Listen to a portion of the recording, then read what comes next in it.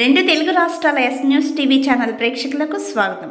మేడ్చల్ జిల్లా సూరారం పరిధిలో ఒక వ్యక్తి తన భూమిలో అభివృద్ధి పనుల కోసం 5 లక్షల రూపాయల లంచం డిమాండ్ చేసి అందులో భాగంగా 1 లక్ష రూపాయలు లంచం తీసుకుంటూ అనీష అధికారులకు చిక్కిన Akula Venkatesham, inspector of police station house officer, Suraram police station, Cyberabad commissionerate.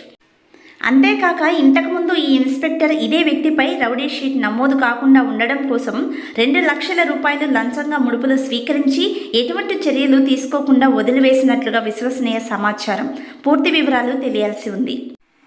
Jagtial జిల్లా రాయకల్ పోలీస్ స్టేషన్లో ఏసీబీ అధికారి దాడులు. నిన్న రాత్రి ఇసుక ట్రాక్టర్ యజమానుల వద్ద లంచం తీసుకుంటూ ఏసీబీకి చిక్కిన ఎస్ఐ అజయ్. లంచం తీసుకుంటుండగా ఏసీబీ అధికారులు చూసి పరారైన ఎస్ఐ అజయ్. తెల్లవారుజామున పట్టుకున్న ఏసీబీ అధికారులు. మరిన్ని పూర్తి వివరాలు తెలియాల్సి ఉంది. భద్రాద్రి కొత్తగూడెం జిల్లా ప్రభుత్వ ఎయిర్వే ఆసుపత్రి రోడ్డు సమీపంలో ఎక్స్యూవీ వాహనంలో అక్రమంగా తరలిస్తున్న నిషేధిత గంజాయిని పట్టుకున్న ఎక్సైజ్ అధికారులు. ఇదే కోణంలో దుమ్ముగూడెం మండలం లక్ష్మీనగర్ సమీపంలో TNO 5 BP 1495 నెంబర్ గల కార్ని ఆర్టీఏ చెక్పోస్ట్ వద్ద భారీగా పట్టుబడ్డ ఎండు గంజాయి.